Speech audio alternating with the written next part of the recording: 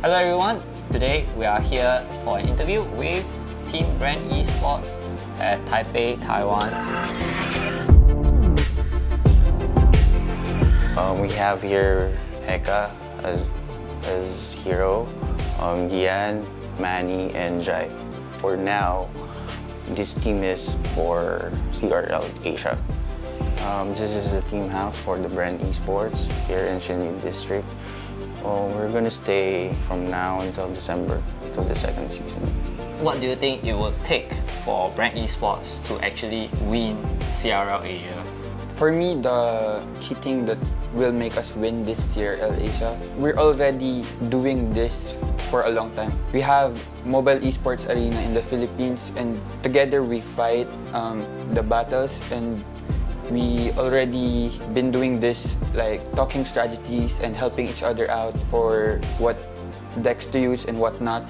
And the camaraderie of our team is very much, I think the other teams just met just now, or they're not actually friends for a very long time like us. I think the communication will be better for us. So you will say the key thing for you to win CRL is actually the communication and how familiar you guys are with each other, and you can possibly read each other's mind already. Yeah. I think the craziest stuff that we ever done is to go in a bathtub together. Yeah, in a bathtub or jacuzzi, yeah, like that.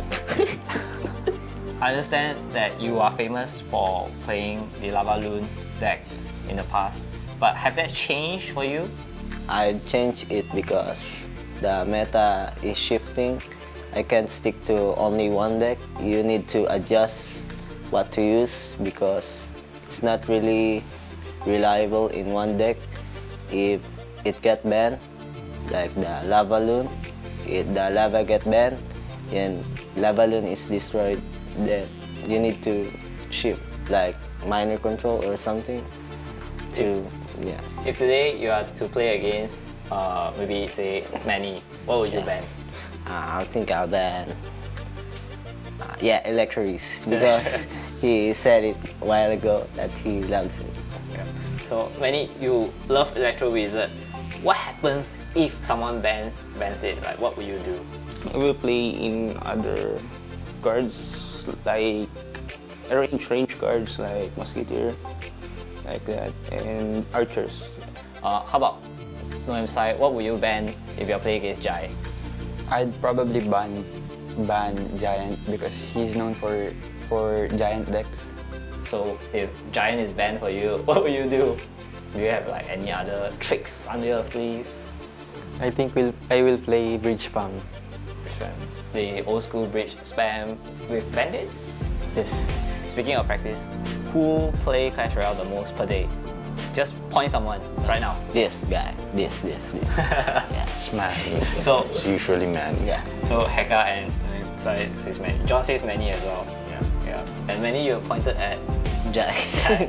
So you don't think yourself is playing too much? Actually, based on me, it's both of these guys. Yeah. Who plays a lot. How long like per session?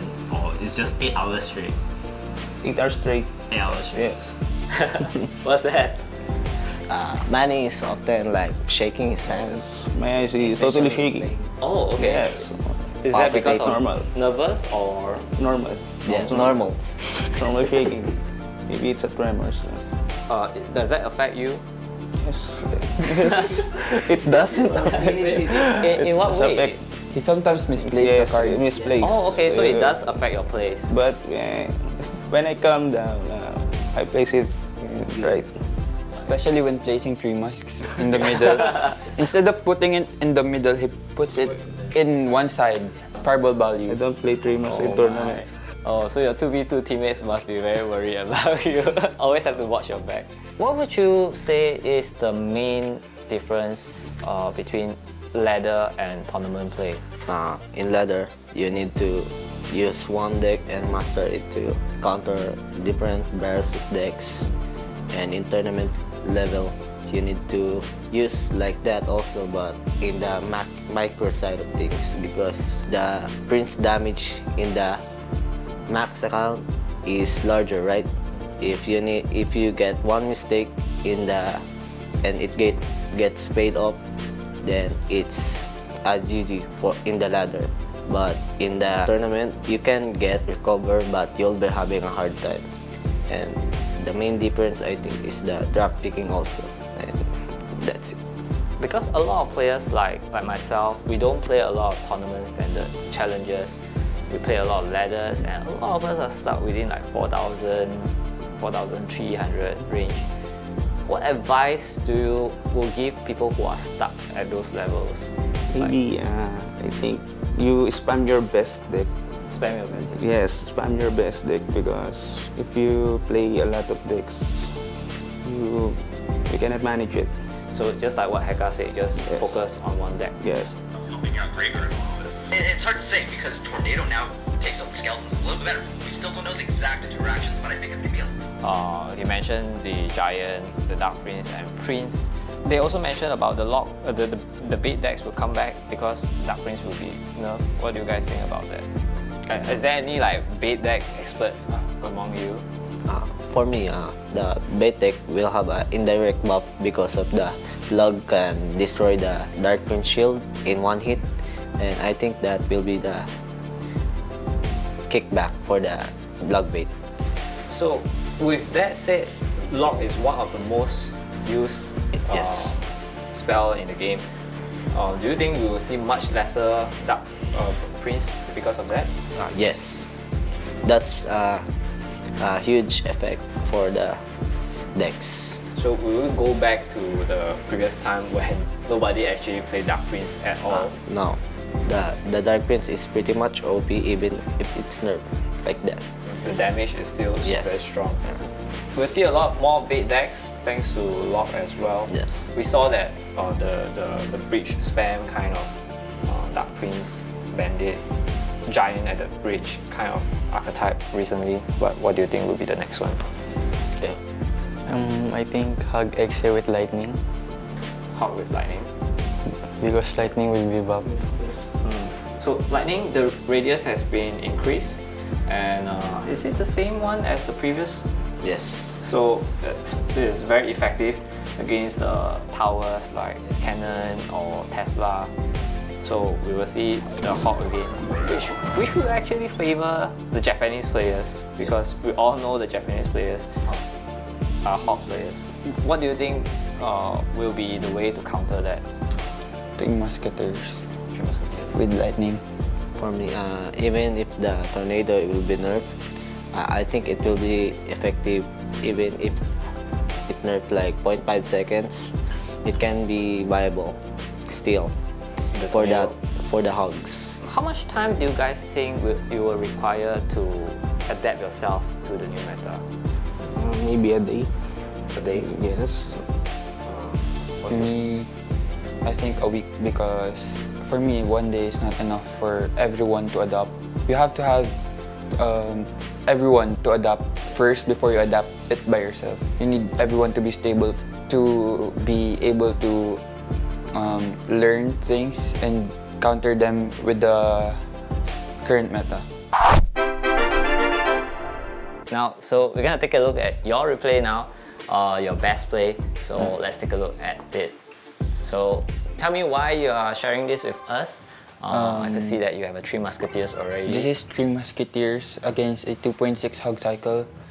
This is somehow a counter deck for Three Musketeers because of its fast cycle with Fireball.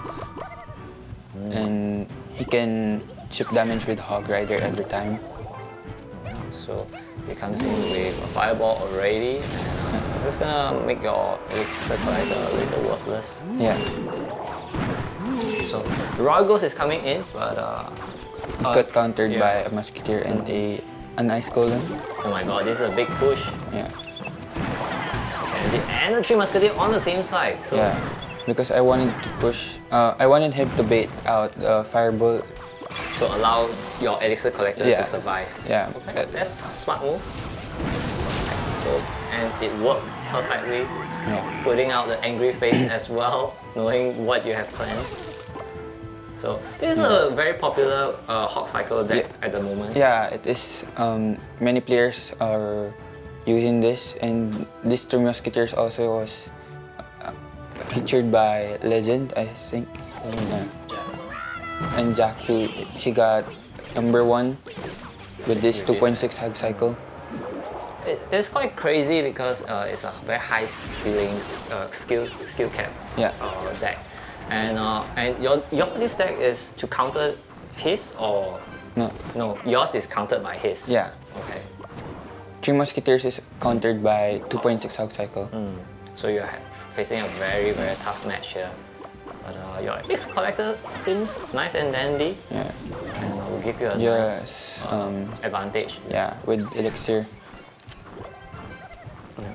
So, do you think you have made any mistakes so far, or everything is going according to plan? So you have the Three Musketeer In the bridge. Fireball the right side one. Yeah. See, he can fireball it easily because of his fast cycle. And I wanted to put up pumps because he just used the fireball against my push. So, Three Musketeers, the main strategy is to force your opponent to think which side to defend. And I put Bandit on the fireball side of the because I wanted to force him to use the zap so I can use the Goblin Gang on the other side. Seems like going very well for you. You guys have the cannon protecting from the Royal Ghost. Yeah, that was a misplay because I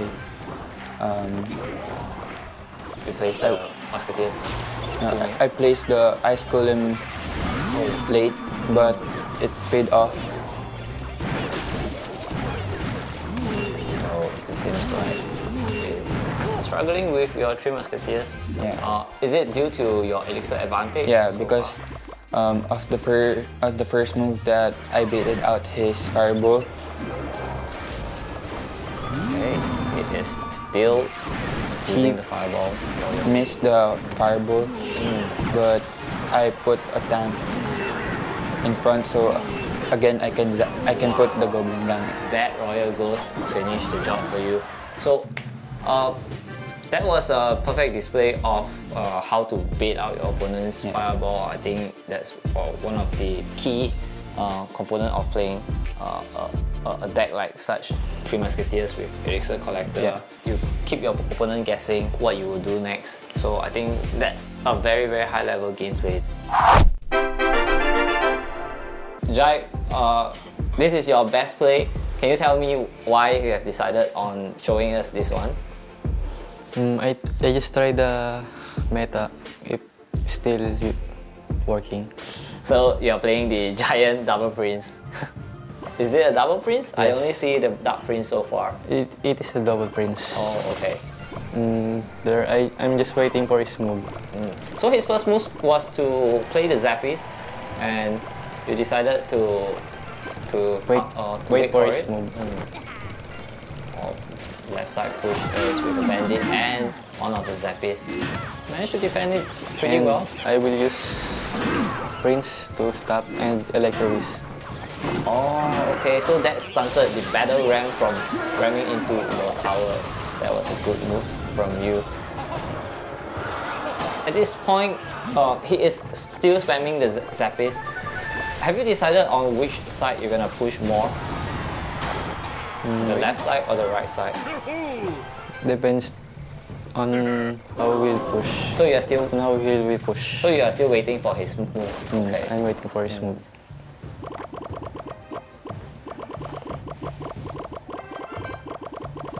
I realized that you have not played the Giant. You are just baiting him out, letting him spend his elixir. Yes. Yeah. But he is playing the waiting game as well. I believe he is playing the bridge spam. Pretty old school bridge spam there. With the Infernal Dragon. And both players are just waiting it out. In such situation, would you actually try to cycle your cards to have a better rotation? Because if I drop Giant, he can push in the other lane or rush the other lane. So I'm waiting for his move. And then I will counter the... Alright, so here comes the giant. Yes. Oh, but the fireball is very, very good from you. Good value taking out 2 Zappies. And you managed to get the tower. Nope.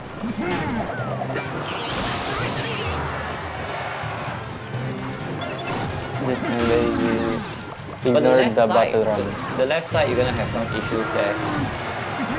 Oh, he's just gonna let him take that? Yes. Okay.